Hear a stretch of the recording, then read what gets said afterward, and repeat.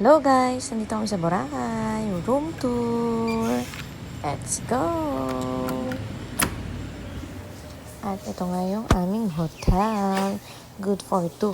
Kasama ko nga pala yung sister ko.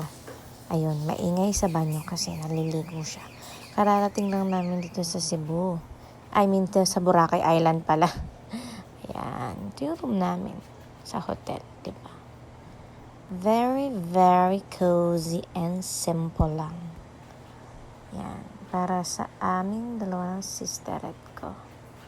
Diba? Hi! At ito nga, diba? Ang bilis mag-switch. Nakapag-outfit na agad kami, diba? Nag-island hopping na kami at nandito kami sa isang island.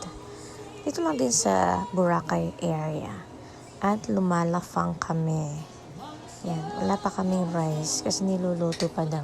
Charot. Hindi ko alam, tagal nilang iserve yung rice namin. Pero itong food namin, kasama na siya sa package. Diba? Ganda-ganda. May banda. Yun, sa baba, may yung tawag doon, yung parang hot bath. Parang niluluto ka. Ganon. Meron sa baba. Yan. Yun, Mega Paraw pala. Welcome to Mega Paraw. Yan. Dito lang din yung sa Boracay.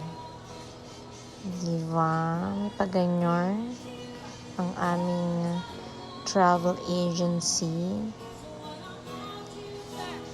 Buti naman, hindi kami nabudol. Say hi, sister. Ay, medyo maliwanag. O, diba? Saan ka naman nakakita ng sexing mataba? O, siya lang yun. Sexy na. Medyo mataba lang. Medyo lang, medyo. Ako ganda-gandahan lang dito. Ganda doon, ganda dito. Nag-pink, kala mo ang puti. Bakit ba? O, di ba may tan lines na agad ako? Ganun talaga.